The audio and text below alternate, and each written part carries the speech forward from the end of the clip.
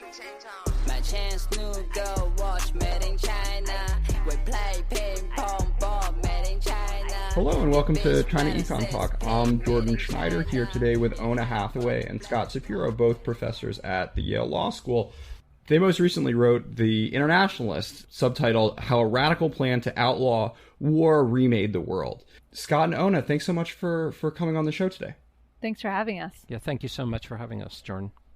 So, while this is a book not specifically on China, in talking about shifting global world order, China's, of course, going to be central to that conversation. So just 2 days ago, the People's Daily, the Chinese Party's main mouthpiece, published an article which said that the world needs China as all humans are living today with a shared future.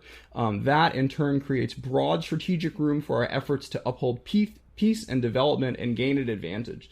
So shifting the world order towards China's terms is certainly something that's in the back of the mind of the senior party leadership. So today in this episode, we're going to explore the last time that main backbone of the global legal order shifted. And to lead us into that conversation, we have a great new piece of scholarship out that we're going to discuss. So to start off, could I first ask you guys a personal question about what first brought you into studying international law in the first place? Well, I will take this one to start off. I mean, I have been interested in international law for a very long time. I think it's fascinating because, of course, it's the way in which global legal challenges can be effectively addressed, and as an area of study, it's especially challenging because there's so many moving parts. It's sort of like saying that you study domestic law. I mean, there's so many things going on under international law, and so that's also part of what really drew me to it, and I've now been studying and thinking and writing about international law for nearly 2 decades, and it's only become more interesting and important over the course of that time.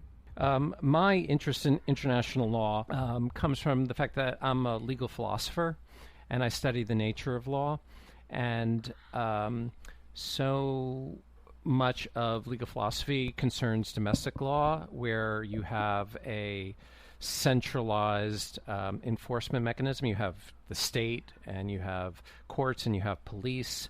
And international law lacks a world state, lacks a world police, and was really interested in how a legal system that lacks an executive agency like domestic law works. And so Oona and I began talking about the particularities of international law and how different it is than domestic law, and it just seemed like a really interesting example of how you might have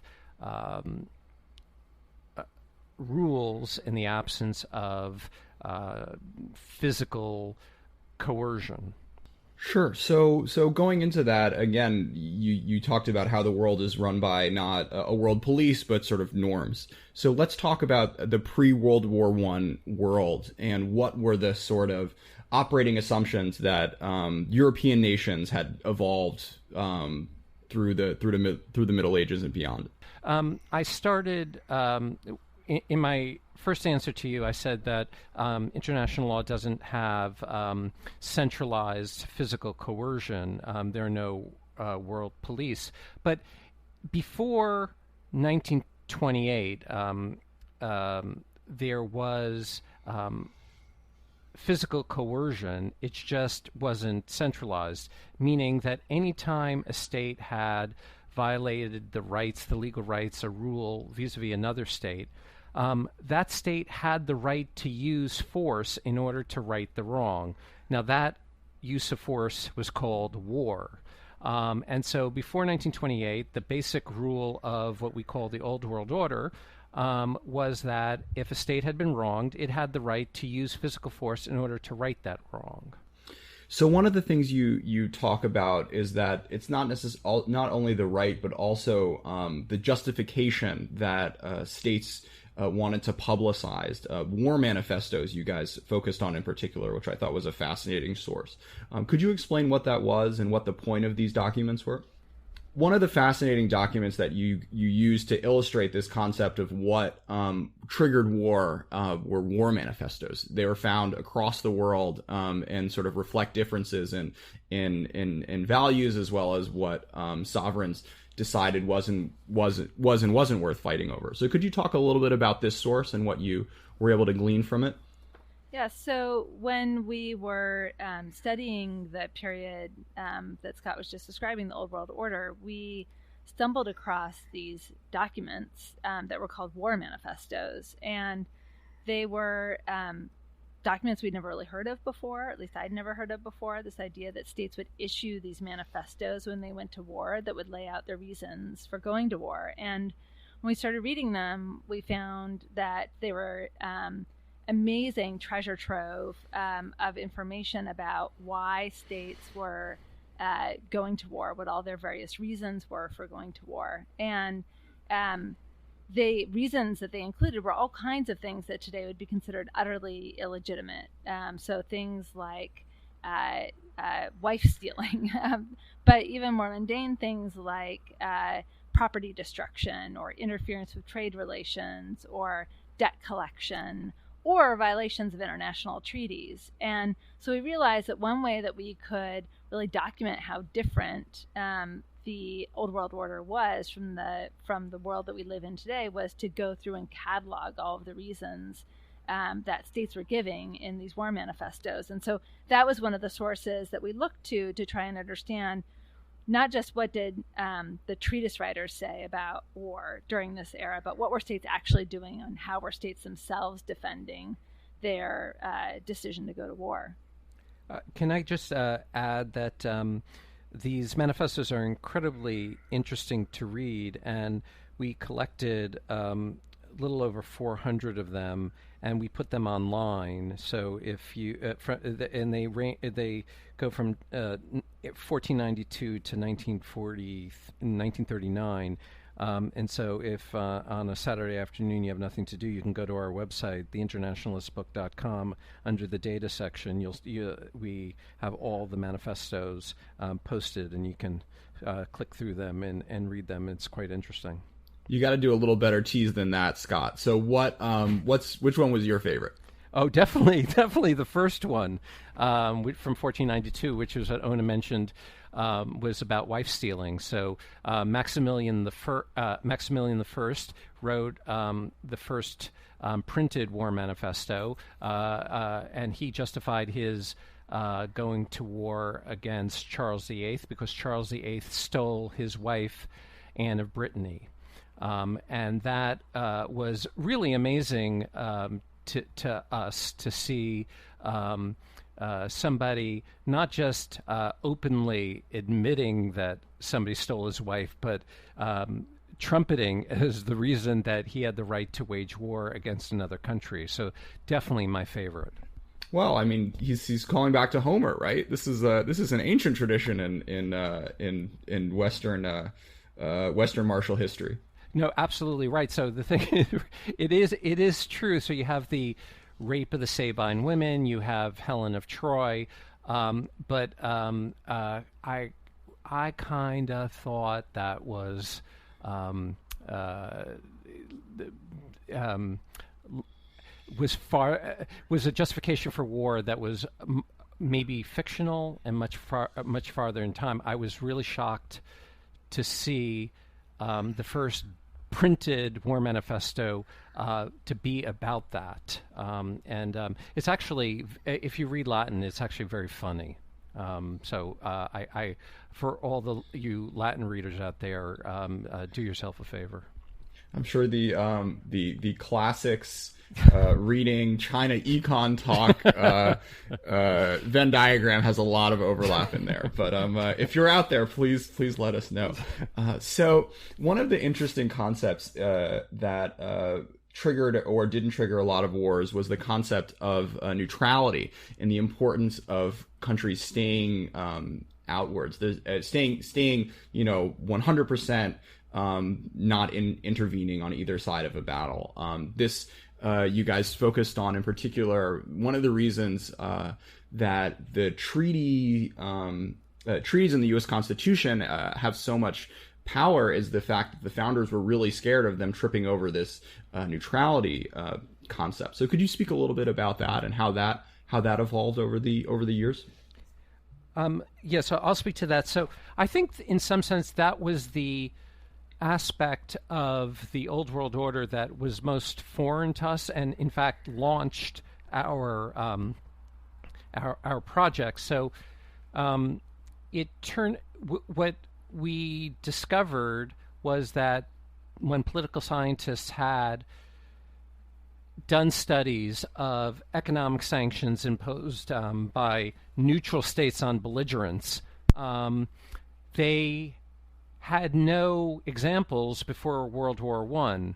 And that was really curious to us because it seemed like economic sanctions should have always been a tool in states' toolkits. And so we were really quite surprised to see the absence of economic sanctions before World War I.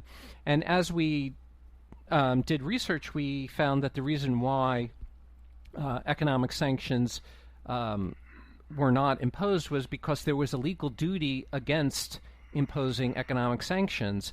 That is, because both states had the legal right of war, when there was a war, the belligerents could not be interfered with by other states lest that infringe upon their right of war.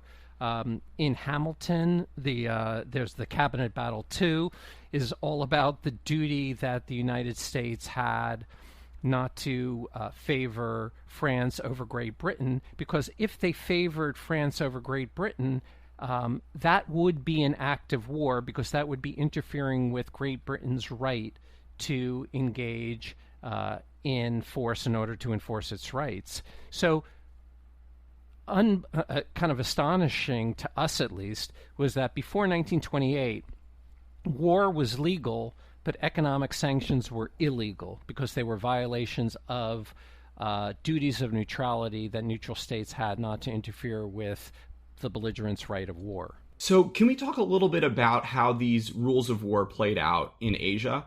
As you could imagine, the conceptions of interstate relations when China was an empire, not a state, and Japan was sort of doing its own thing in isolation for a couple of centuries. When they bumped up into this rule system, it initially was a very foreign encounter. So could you two talk a little bit about how this dynamic played out? Yeah, so one of the most fascinating parts of writing the book for me was discovering this period and the ways in which the encounter between the West and Asia brought international law to Asia at the point of a gun. So we describe in the book at some length the way in which the United States really was responsible for forcing Japan open to international trade and diplomacy. Japan famously had been closed for hundreds of years at that point, had very limited trade with the Netherlands and with China, but otherwise was largely cut off from the rest of the world. And the United States sent its military commander, Commodore Matthew Perry, to force Japan into a treaty of friendship. And basically he showed up with his steamboats and said, open up to us and to trade and enter into this treaty of friendship, commerce and navigation, or else. And Japan resisted, but ultimately recognized that there was no alternative. They weren't able to compete with the armaments that the West had, and so conceded to the agreement. And they learned this lesson about how international law works. This is very poignant moment at which the Japanese leaders are meeting with with the Americans and say, what is this thing, this law of nations? And they're desperate to learn what these rules are of the system. They don't even know the basics. And they send one of their scholars, young scholars off, Nishiyamani. Initially, he was going to go to the United States, but then the Civil War breaks out. So it's not a good time to go study in the United States. So instead, he goes off to the Netherlands, and he studies the rules of international law. In fact, he happens to study with a scholar who is at that very moment discovering a lost manuscript of Hugo Grotius, who is the father of the Old World Order and international law, as we described in the first part of the book. So that by this strange coincidence, Nishiyamani really imbibes directly the rules of the Old World Order from Hugo Grotius and from the great scholar of Hugo Grotius at the time, Vissering, and brings those rules back to Japan. And then Japan, fascinatingly, starts playing by the rules it's just learned. And almost immediately, within a few decades, starts doing to its neighbors what has been done to it.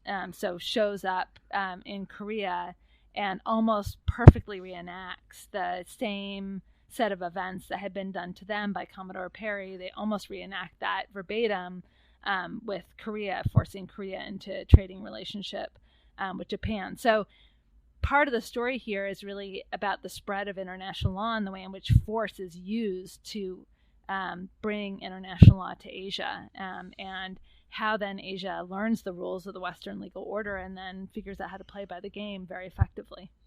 China was definitely a laggard in this regard, having basically gotten taken advantage of first by the Europeans and then by the Japanese. This is certainly a function of their just like weaker military power, but also a failure of the late emperors to really understand what was at stake and how you needed to interact with these foreign countries differently in order to get successful outcomes.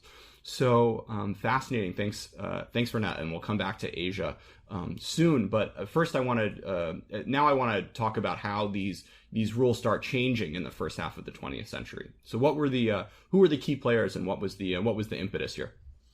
Well, after World War I, of course, everyone is desperate to find a way to prevent war from happening again, and the Treaty of Paris and the Versailles Treaty that ends the war. The United States refuses to join it, and so the League of Nations is kind of hobbled from the start.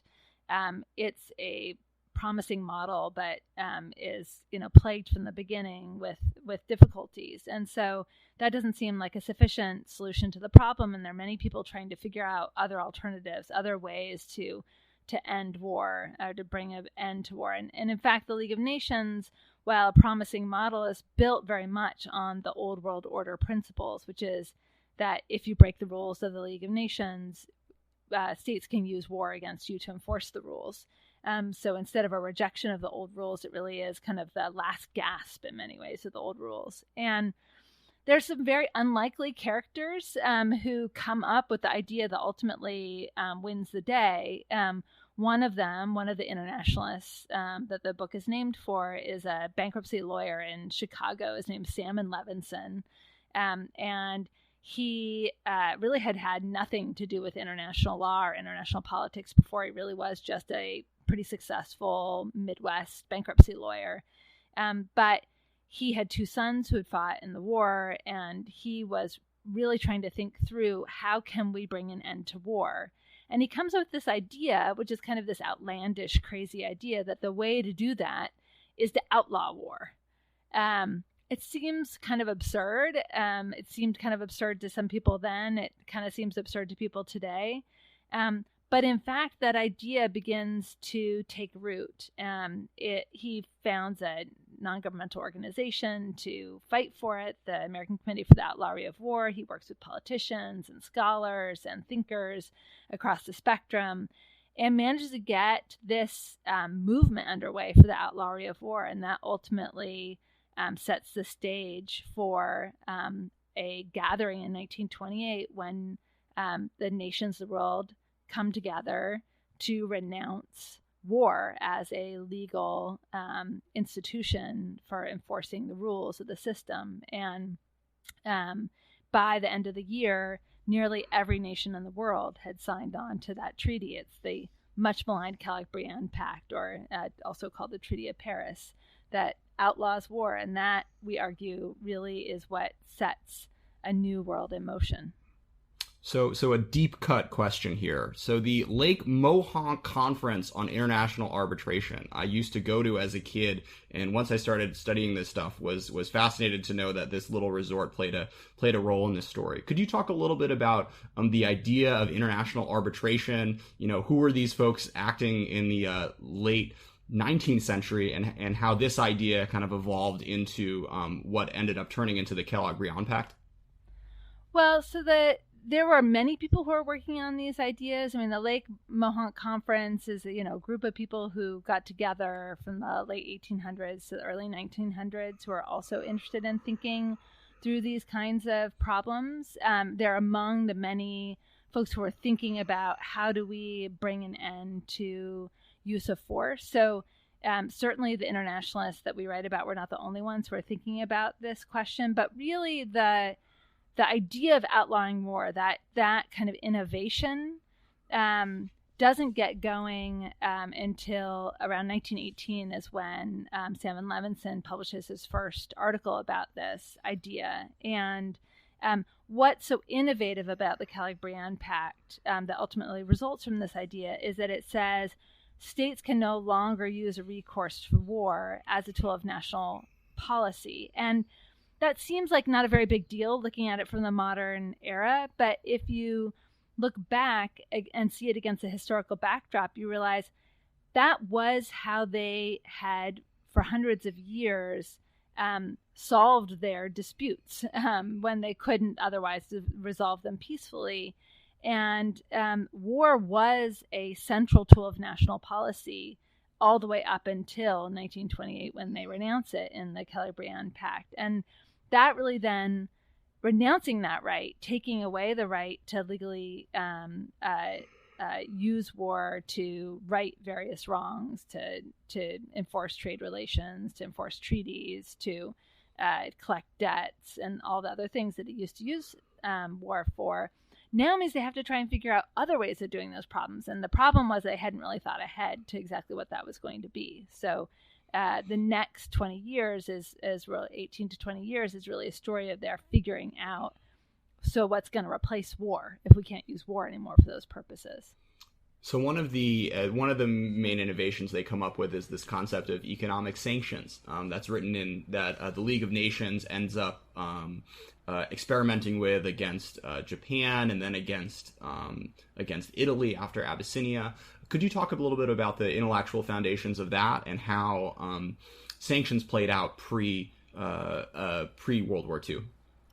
Yeah. So as I mentioned, after they passed the Kellogg-Briand Pact, they then have the problem of, well, wait a minute, how are we going to enforce these rules? And the first real challenge is when Japan invades Manchuria in 1931. So not long after everyone has ratified the Kellogg-Briand Pact, including both Japan and China have ratified the pact.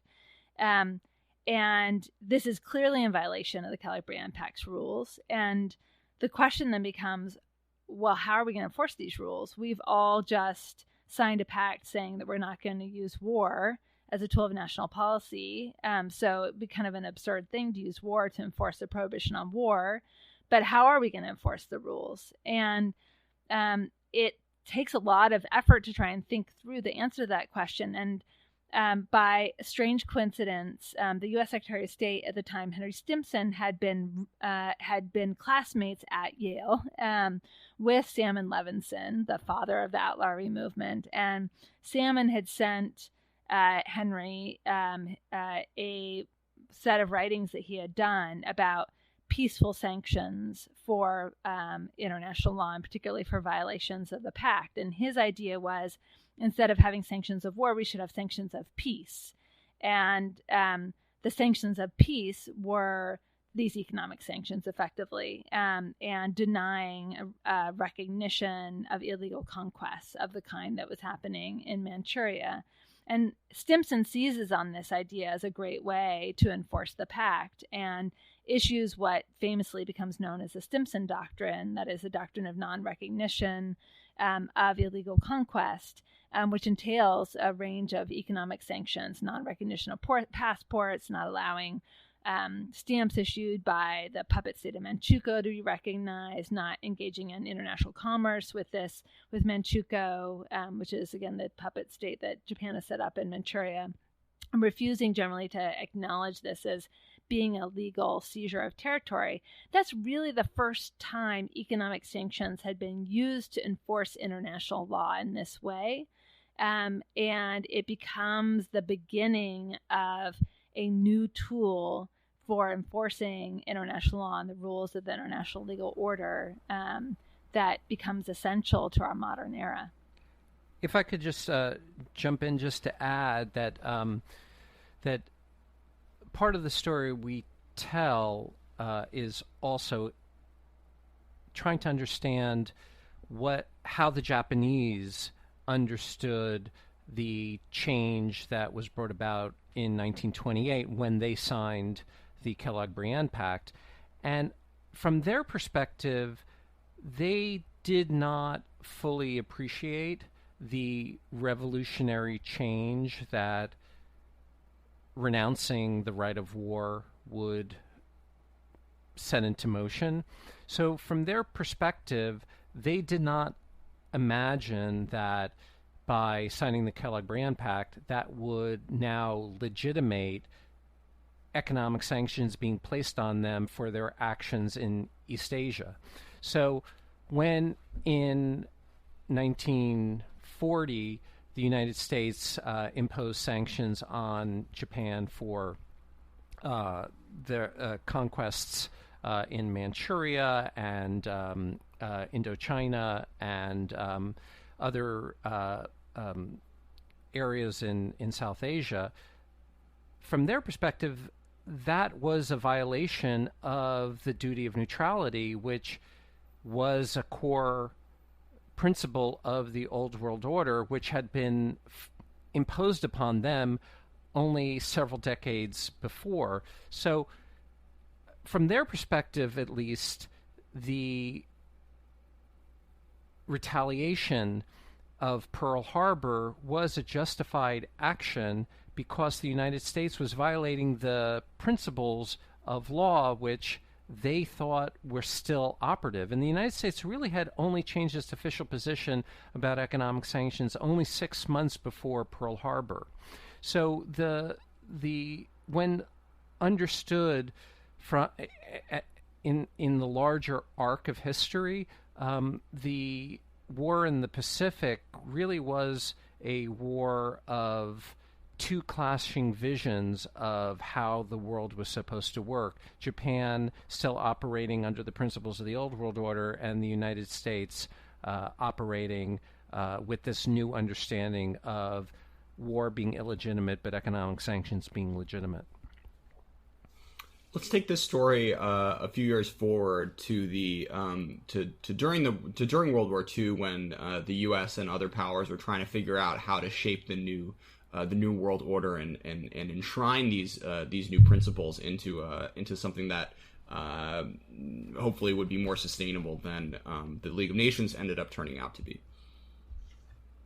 Yeah. So after World War II, the question was, once again, how do we end war? How do we effectively meet the promise of the Kellogg-Briand Pact? And in fact, we describe in the book the process that gets underway well before the end of the war. As early as 1941, there's meetings beginning to be held in the Department of State on exactly this question, which is, okay, after the war, what institutions are we going to put in place to keep the peace? And there's a group convened in the Department of State by one of our internationalists, Sumner Wells, who's Undersecretary of State. And he gathers together a bunch of experts to try and think through this question. And it turns out that one of the experts he brings into the group is James Shotwell, another one of our internationalists, who was a history professor, medieval history professor at Columbia, but who, by strange coincidence, that we describe at some length in the book, it actually is the person who ghost wrote the proposal for the Calabrian Pact for Briand, the French foreign minister, to propose back to the United States. And so they have the very person who had written the Calabrian Pact in this working group in the early 1940s. And he really writes the first draft of the UN Charter, which we discovered in the archives in the Roosevelt Library. And the very first draft, in fact, literally reproduces the Calabrian Pact at the beginning of the draft of the UN Charter, and then lays out a set of institutions to try and make that promise a reality. It gets revised over time, and so the what was the Calabrian Pact now is reflected in Article 2.4 of the UN Charter, which prohibits use of force against the territorial integrity or political independence of states, against sovereign states. And then there's this whole machinery built up around it to try and make that effective. You have the Security Council, you have the General Assembly, you have all these institutional elements that are there that weren't in the original pact. The original pact was very short. In fact, it could fit on a postcard. And the modern era is really the story of taking that promise and making it a reality by building all sets of institutions around it, like the World Trade Organization, like the World Bank, like all these international agreements and institutions and organizations that are built on the principle which assumes you can't use war to get what you want. You've got to use international cooperation instead. So 2 points before we turn to the next part of this book. So while Sumner Wells and Shotwell may have written the first draft, after Sumner was lost his position due to a rumors of a sex scandal on a train, Leo Pasvolsky took over, and though shamefully did not make more than 2 sentences of your book, was my thesis, my undergraduate thesis topic, and played a significant role in building out that initial idea to something a little more fully formed. The other thing to mention here is China does play a small role. Wellington Koo was invited to as the Chinese representative when the big four powers were meeting at Dumbarton Oaks, except he wasn't invited to all the meetings, so they would tell him to show up a few hours late after the Soviet Union, the UK, and the US had their real talks. So he was very upset about having to sweat in the summer, I believe, of 1944 in Washington D.C. and not getting to have any of the fun. So one of can I just say one thing, Jordan? Sure. I think that isn't this right, Oona? We included a picture in the book precisely because it had Wellington Koo in it. Isn't that true? Yeah, he's in there, as is Leo Pavlovsky. By the way, he does appear. Obviously was a key figure, and one of the hard things here is there's so many interesting, important people that we can't give them all entirely their due, given that we're covering several hundred years of history. But I think part of the reason we focused on the people we did is we focused on the people who kind of had the initial innovative insights. What we were really interested in is, who's the person kind of setting things in motion? Who's the person who has this innovative idea about how to organize things? And Leo, I think he's brilliant in kind of execution, and he is really important in kind of making it come to fruition. And he's widely recognized as really one of the great experts, and without whom, arguably, it would not have been as successful as it was. But he wasn't really, and he was part of this working group, so he was part of that as well. But as far as we could tell, he wasn't really the guy who had the idea. He was the guy that once the idea was there, he was very good at helping to make it a reality. On Wellington Koo, he's a really important figure here, and we do talk about him several times in the book. One aspect that was sort of an interesting discovery for me, I guess I had sort of known this, but I hadn't really fully appreciated it, was that when they're deciding who are going to be the permanent 5 members of the Security Council who are given this really prominent role. They're each given a veto over authorizations to use force by the new United Nations and the new United Nations Security Council. So this is a really powerful seat. And interestingly, it's the Americans who are arguing for including China on the Security Council, which is something of an irony given that they have been at loggerheads for much of the last 50, 60 years on the Security Council, not always, but frequently disagreeing over the course of action in the UN. And part of the reason the U.S. was so insistent about including China was that everyone so liked Wellington Koo and saw him as brilliant, as incredibly thoughtful, as a constructive member of the conversation, and as really a important member of the diplomacy that had led to the creation of the United Nations. It's also interesting that the reason the Chinese were not included in all the meetings of the Dumbarton Oaks is because the Soviets wouldn't meet with them. The Soviets refused to be in the same room with them, which is, again, another irony, because that, of course, then, allegiances switch after the fall of Chiang Kai-shek. So it's a fascinating part of the story, I think, that's underappreciated. My students are always amazed and surprised to realize that actually it was one of the main reasons China is on the Security Council is because the United States insisted on it. And the U.S., by the way, was a little skeptical of including France. So go figure. History turns out in surprising ways. For sure. So one of the I excuse your I accept your excuse for not giving more of Leo giving Leo more of a script. I've now sold. So the next part of your book is my personal favorite. You guys do a fantastic job walking through the Nuremberg Trials and make it a really dramatic and shockingly well written account of the legal arguments, which I'm sure was not something all that easy to do. As you guys mentioned, the dominant emotion of folks who were in that courtroom was actually one of boredom, not one of excitement. So could you talk a little bit about this Nuremberg narrative and how it plays into the themes we're talking about right now? Yeah, sure. So I think we normally think of the Nuremberg trial in 1945 as the trial where the Holocaust was prosecuted. But in fact, at the time, the main purpose of the trial and why the United States pushed so hard to have an international trial was they wanted to prosecute the Nazis for waging an aggressive war under the Kellogg-Briand Pact.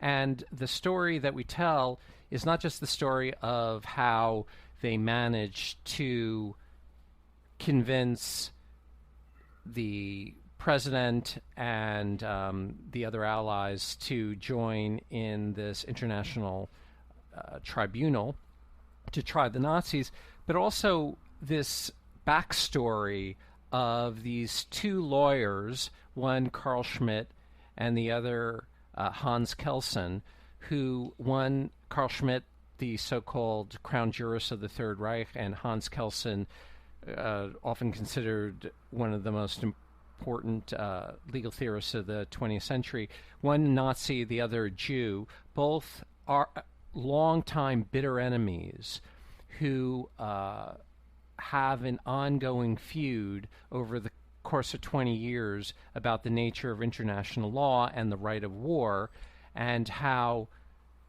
Carl Schmitt hears about the Kellogg-Briand Pact when James Shotwell gives a lecture in Berlin in 1927 and realizes immediately that if the world outlaws war, that Germany is going to be at risk of being prosecuted for waging an aggressive war if they go to war again and lose. And you have on the other side Hans Kelsen, who is a Jew and who is Schmitt's bitter enemy, who works with Justice Jackson when he's the chief prosecutor for the United States in Nuremberg, using the Kellogg-Briand Pact exactly in the way in which Carl Schmitt argued it would be used. And in fact, Carl Schmitt is interned for 2 years for his participation in the Nazi regime precisely for violating the Kellogg-Briand Pact. So it's a kind of crazy story of somebody who's an enemy of the Kellogg-Briand Pact, but recognizes the revolution it would bring about, ultimately being ensnared by the trap he tried to tell Germany about, and on the opposite side of this Jewish Austrian law professor who he had been fighting with for 20 years, helps to assemble the legal argument against his compatriots and ultimately against Carl Schmitt himself 20 years later. There are not many better legal revenge stories than this one, to be sure. Yes. So coming now to the world that these new norms create, let's talk a little bit about the concept of outcasting. As we all know, China, of course, lost its Security Council seat for a number of years after Chiang Kai-shek retreated to Taiwan, where I'm currently recording this from. And that period of outcasting played a huge role in China's in China's development in the 20th century. So what was this idea, and how was it implemented over post World War II? Yeah, so the basic idea is that instead of enforcing the rules with war or with force, the way that you enforce them is by creating collective benefits of global cooperation and then pulling back those benefits from anybody who's a bad actor. And so just to give an example, the GATT, the General Agreement on Tariffs and Trade, and the successor to it, the World Trade Organization, the way in which it enforces its rules is not by sending in the United Nations Army, which there isn't one, to enforce the rules. But the way in which it enforces the rules is that if you break the rules, you put in place an illegal tariff, then the state that is harmed by that can sue. And if you're found to be in violation of the rules, then a state is allowed to basically break the rules back. So that is a version of outcasting. It is you're outcasted for breaking the rules, and that is you lose some of the benefits, the protection of the rules that you'd otherwise be entitled to as long as you continue to be a rule breaker. Economic sanctions are a key part of this too. For instance, human rights violations can be met with economic sanctions. For a long time, China was met with economic sanctions over its human rights practices. Now, this process of enforcing the rules is remarkably effective, but it does have its downsides. It can be frustrated. It can be weakened. And one of the interesting aspects of the post-World War II era, and particularly China's relationship to this process of outcasting, is that China has, in some notable instances, been a bit of a spoiler of the effort to try and outcast states. So when, for instance, no one would buy oil from Sudan because of its engaging in genocidal practices, China was willing to enter into some pretty big oil contracts. And, economically it was pretty smart because it got a lower price for the oil than otherwise would have, but it then muted the effects of outcasting on the Sudanese government, which were intended to prevent it or discourage it from continuing its genocide in Darfur. So it's not a perfect system. It's not always perfectly effective, but we detail in the book some ways in which it is a powerful tool, although not an all-powerful tool for enforcing the rules in the post-World War II era.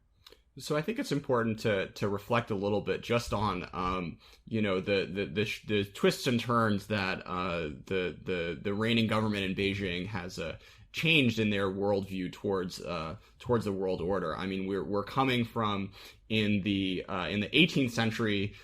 We have the emperor telling McCarthy that, we're the celestial empire, we're the center of the world, we have no use for your silly trinkets. Going from that to Wellington coup with his well coiffed smooth words at the Dumbarton Oaks, then turning to Mao, who's trying to push global revolution, and here we have a leadership today that, by and large, has basically bought into organizations like the like the WTO and like the UN Security Council. So even though of course there are some China definitely has some issues with the global state of affairs. The extent to which China has bought in is a really remarkable one, and I think speaks to the power of how these norms have really played out over the past really only 75 years or so. Yeah, I mean, I think that's absolutely right. I think what the moment we're at is such an interesting one, because we're seeing the moment at which the United States is suddenly expressing ambivalence about a lot of the institutions that it was crucial in creating in the post-war era, and is, Trump at least is suggesting a kind of pullback from some of these core institutions, suggested he might be interested in withdrawing from the World Trade Organization, and suggested that he might want to defund some UN practices and activities, and suggested that he's not really committed to a lot of these core institutions. And at the same moment, you see, as the story you opened with suggests, China realizing this is a real opportunity for China to come in and play a role as a global leader and try and set the rules of the game in ways that it finds friendly to itself. And I think the real question is going to be, what does that look like? What are those rules? Does China envision kind of taking the leadership and taking the reins and playing the role of a responsible world leader in ensuring that the rules of the game are played fairly?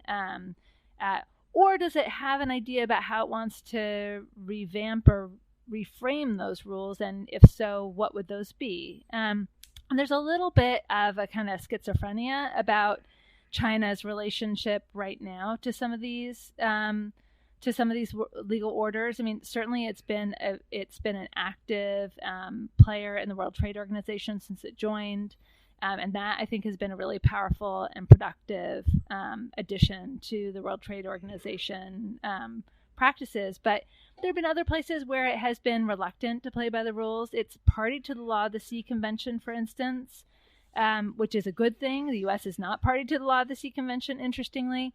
But then when the arbitration between the Philippines and China over China's pretty aggressive claims in the South China Sea went against China, China refused to recognize the jurisdiction of their arbitral body and has refused to recognize its decision in what seems to be a pretty clear violation of the Law of the Sea Convention. So that raises real questions about, are they going to pick and choose where they're going to follow the rules? And, if so, what does that mean for the future of the legal order? And are they going to play this spoiler role that they have occasionally played in kind of snapping up things that are deals because nobody else will trade with bad actors? Or are they going to say, you know what, no, we are no longer going to play that role. Like, we actually do expect you to play by the rules. And, we're not going to take the deal, but we're going to actually hold you to meeting the obligations of the Genocide Convention or other obligations under the international legal order. And frankly, at this moment, I'm not sure we know what that's going to look like. I think we know that there's an ambition to play a greater leadership role, and I think that could be a good thing. But we don't really know. We don't really know how productive it's going to be, what direction China wants to take those rules in.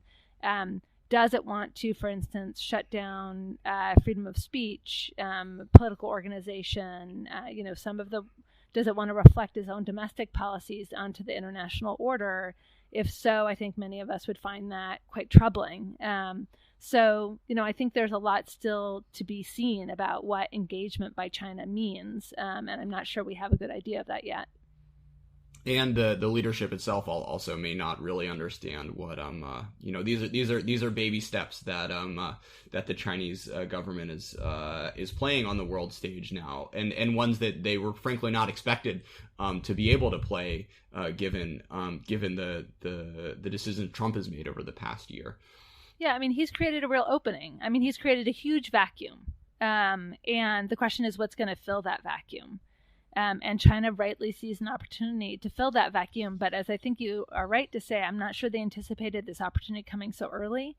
And they may not have fully thought through what does that mean to fill the vacuum and how are they going to fill it and what are those rules going to look like. And, you know, much of the next 10 to 20 years and the success of the international legal order could very much turn on the decisions that they make on precisely those questions.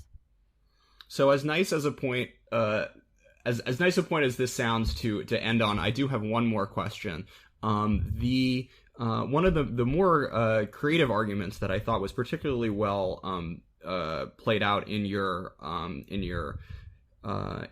book talks about just why these island disputes are so intractable and have had such a hard time.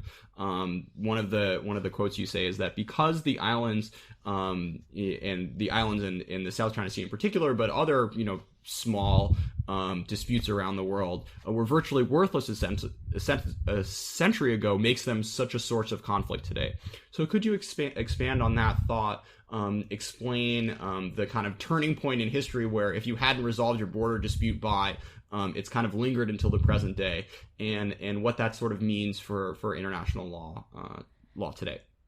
Yeah. So what we discovered was that many of the territorial disputes in the world are around islands, which seems like kind of a puzzling thing. Why in the world is it the case that the islands are so? It's not just in the South China Sea, around the world, are such a source of dispute, and we realized a few reasons for that. So before 1928, islands, unless they could be used to grow valuable things like spices, which was true of some islands, particularly in Asia, but islands for the most part were kind of a big cost and not a lot of benefit.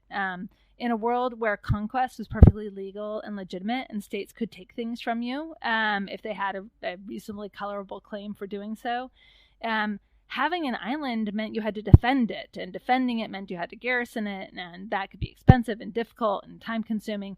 And so islands were generally not really something that states particularly cared to have unless, again, they were big enough to sustain human life, and you could actually have people living on them or growing things on them. And so even when there were these treaties between states, they often didn't even bother to mention these islands because nobody considered them really worth mentioning.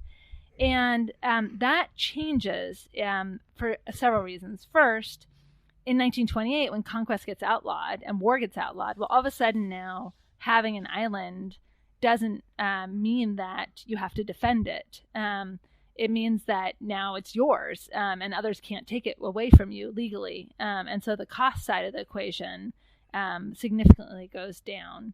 And all the lines of sovereignty begin to firm up in 1928. Basically, if you have territory up to 1928, now that's yours. Wherever the lines of sovereignty are clear, those lines now firm up in 1928 because of the prohibition on war and the necessary that goes along with that, which is the prohibition on conquest. And then add to that two things. One is in the 70s and 80s, a development of technology to be able to begin to explore oil resources under the ocean, and a realization there's lots of oil under the sea, and a treaty that comes into place, the Law of the Sea Convention, which which lays out the rules for who owns what in the ocean, and it gives islands a great deal of territorial sea in what's called an exclusive economic zone. That is the rights to basically exploit the resources under the ocean for 200 miles around each island, and it could be up to 350 if it has a large continental shelf around it. So all of a sudden, islands are worth a huge amount when they were before basically worthless. And so that sets off this race to claim control over islands. But they run into this problem, which is that there's historically not real clarity about who the islands belong to, and everyone has different claims. And that's the situation we're running into in the South China Sea. You have some areas where there are multiple states who claim to have historic rights, and they rest on very thin ice. Vietnam's claims in some cases are, well, we used to go scavenge these rocks to take things off of them when ships would run onto them and leave valuable things behind, or our fishermen used to go and dry their fish on these rocks and therefore they're ours. Or China, with its 9-dash line, is, well, we have maps that show that this was all ours. And we used to patrol this part of the South China Sea. They're very insistent on emphasizing. So, and there's not really any easy way to resolve this. I mean, in the modern era, you can't just take it, although China is certainly trying to do that. And the only way to resolve it is through dispute resolution or through agreement. And thus far, that hasn't brought an end to the disputes. As I mentioned, the arbitration award, which went largely against China, China is refusing to recognize. So the only way to get an end to this is basically if all the states who are involved agree to it, and that could take a long time. So another one of the main disadvantage, or probably the most important disadvantage of this system as opposed to the past world order is, of course, the proliferation of civil wars and the growth of failed states and failing states that probably would have been gobbled up by larger, stronger ones in a prior era, but aren't quite with us today. So even though we've been talking about outlawing war, which thank God we didn't have a great power conflict after World War II, but at the same time there are certainly downsides like the difficulty in resolving these sorts of territorial disputes, as well as the proliferation of different types of conflict. But instead of getting into that, I have one final question for both of you. So coming back to where we started with this idea of changing the sort of international norms. Basically, it took 2 entire world wars to really have nations reshape the way they think about this sort of thing. So I'm curious, regardless of whether or not change would be for good or for ill, or in China's liking or not to China's liking, and this is a question for both of you, do you think it takes this sort of global international cataclysmic conflict to reshape the way humans think about these sorts of things, or can subtle change over time actually have really dramatic effects? Well, I think the story of certainly I hope the answer to that is it doesn't take cataclysmic conflict to bring about change, because if it does, we're in some serious trouble.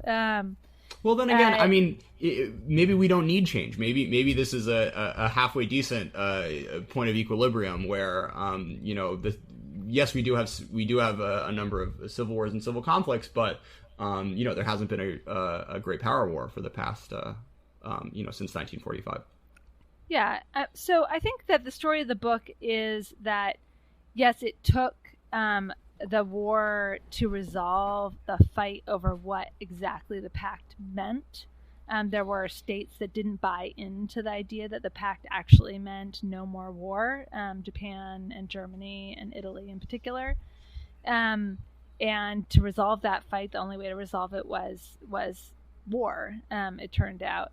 But a lot of the story of the book is also about incremental change. So is about how once the pact was put in place, the really interesting story is the effort of the internationalists to figure out what would it mean to create a world order based on the foundational rule that states can't use war to get what they want. They've got to find other ways to get what they want from each other. And that diplomacy was going to have to be based not on the assumption that war was the backup, but that they were going to have to find other ways to back it up. And so it is really a story about how incremental change can, over time, bring about a real significant reorienting of the international legal order that, I should say, can be good and it can be bad. And we end the book by saying that we may be in the midst of incremental change headed in the wrong direction.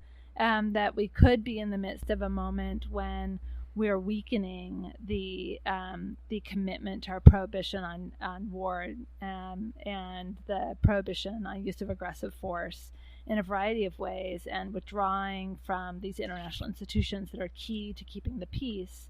And that incremental change can cause a breakdown in the system, and that could end up leading to a cataclysmic conflict. And that's certainly, what part of what we're trying to warn against in the book is not to let that happen, and be careful about imperiling the world order that we have, which has been successful at keeping unprecedented peace, not without its problems, obviously, but still unprecedented peace for much of the last 7 decades.